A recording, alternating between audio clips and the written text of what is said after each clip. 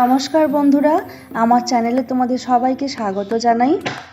আমরা একঘেয়েমি চিকেন খেয়ে একদম ক্লান্ত হয়ে পড়েছি। চলো আজকে একটু নতুন ধরনের চিকেন রান্না করে দেখি কেমন হয়। আজকে আমি তোমাদের সাথে শেয়ার করব কাশ্মীরি চিকেন রেসিপি। চলো দেখতে থাকো। প্রথমে কাসৌরি মেথি পাতাটিকে আমি হালকা করে আঁচে নেড়ে নিচ্ছি, এতে একটা দেখবে সুন্দর গন্ধ বেরোবে। আর মিক্সিং জারে নিচ্ছি কিছু চারমগজ দানা, সাথে নিচ্ছি কতগুলো কাজু বাদাম, আর নিচ্ছি একটু আলমন্ড বাদাম। এটা তোমরা ভিজিয়ে নিয়েও করতে পারো বা এমনি শুকনো অবস্থাতেও করতে পারো। প্রথমে শুকনো অবস্থায় একটু বেটে নিচ্ছি মিক্সিতে, দেখো। এরপর একটু জল মিশিয়ে দেবে অল্প করে, তারপর আবার পেস্ট করবে। দেখো একটা স্মুথি পেস্ট হয়ে গেছে। ওই মিক্সিং জারেই আমি একটু আদা আর রসুন পেস্ট করে নিচ্ছি। আমি আগে সমস্ত মশলাটা রেডি করে নিচ্ছি, তারপরে বাকি অংশটা শুরু করব। আমি 500 গ্রাম চিকেন নিয়েছি। প্রথমে চিকেনটিকে ম্যারিনেট করে নিচ্ছি। নিয়ে নিলাম একটু লবণ, দিচ্ছি একটু গোলমরিচ, এটা গোলমরিচে গুঁড়ো করে রেখেছিলাম, তা গোলমরিচ গুঁড়ো।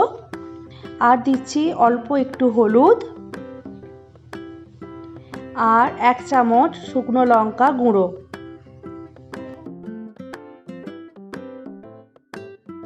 এখন দিয়ে দিচ্ছি একটু ধনে গুঁড়ো,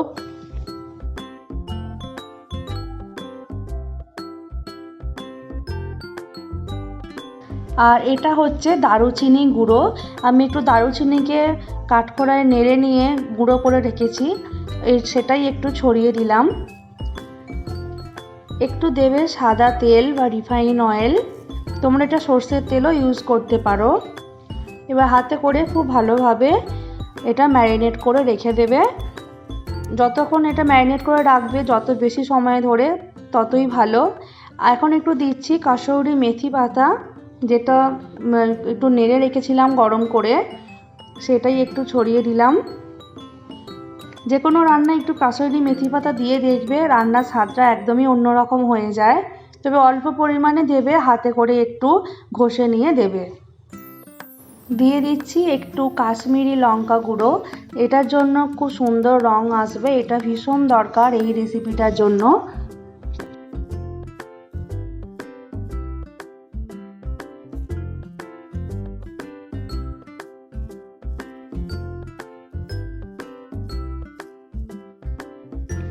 দেখো এখানে আমি ফোড়নের জন্য কিছু মশলা নিয়েছি, কতগুলো গোলমরিচ, এলাচ, লবঙ্গ, দারুচিনি, একটা শুকনো লঙ্কা আর 2টো তেজপাতা।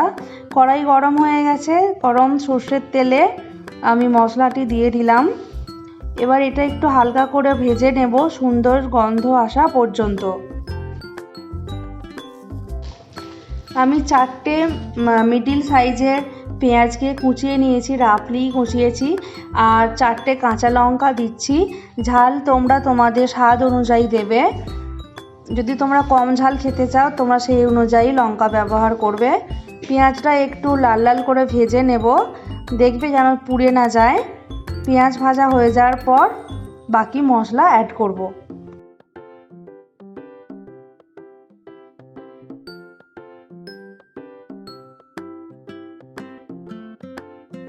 পেঁয়াজ খুব সুন্দর করে ভাজা হয়ে এসেছে। আমি এখানে দিচ্ছি আদা রসুন বাটা,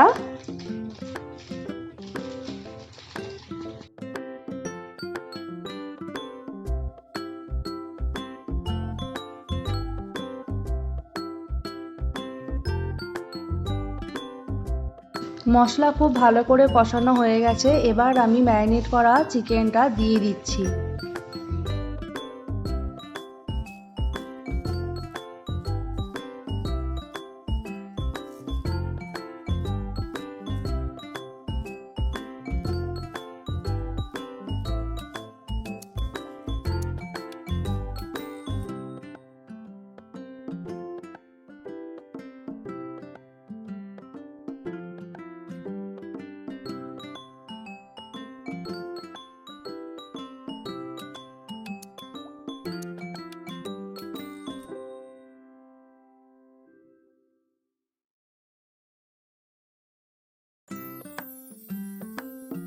চিকেনটা খুব সুন্দর করে কষানো হয়ে এসছে। আমি এখন এতে একটু টক দই অ্যাড করছি। টক দইটা আমি আগে থেকেই ভালো করে ফাটিয়ে নিয়েছিলাম, সেই দইটা অ্যাড করে দিলাম।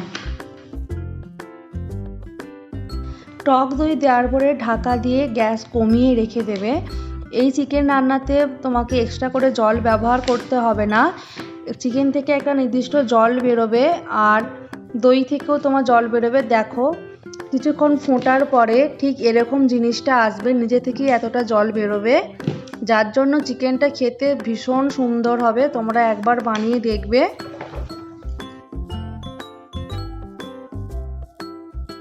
আমি এখন আবার একটু লবণ অ্যাড করছি, তোমরা একটু টেস্ট করে লবণটা দেবে।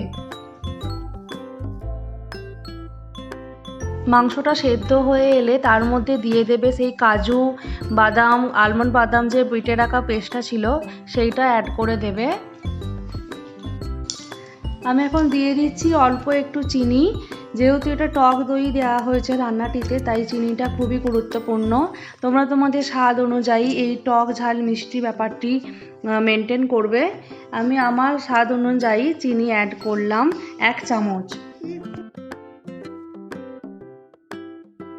নামানোর আগে আবার সেই একটু কাসুরি মেথি পাতা হাতে করে মুচড়ে নিয়ে দিয়ে ঢাকা দিয়ে রেখো, একটা সুন্দর গন্ধ আসবে।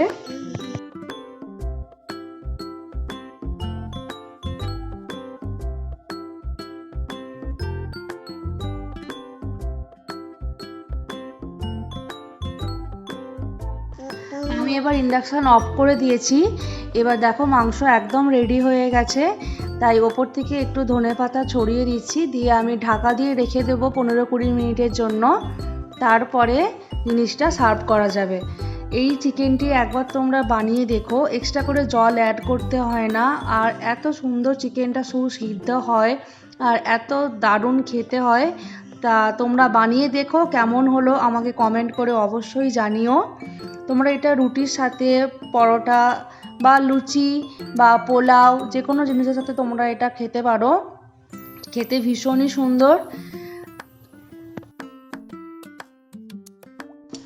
তোমাদের ভিডিওটা কেমন লাগলো জানিও। যদি তোমাদের রেসিপিটি ভালো লেগে থাকে তো যাওয়ার আগে প্লিজ একটা লাইক করে দিয়ে যেও। আর যদি তুমি চ্যানেলে নতুন বন্ধু হয়ে থাকো তো প্লিজ চ্যানেলটিকে সাবস্ক্রাইব করে দিও আরও বিভিন্ন রান্নার কিছু রেসিপি দেখার জন্য। থ্যাংক ইউ বন্ধুরা ভিডিওটা দেখার জন্য, আর প্লিজ চ্যানেলটিকে সাবস্ক্রাইব করে দেবেন। Tata, bye bye. দেখা হবে আবার নতুন কোনো ভিডিওয় নতুন কোনো রেসিপি নিয়ে। আজকের মতো বাই।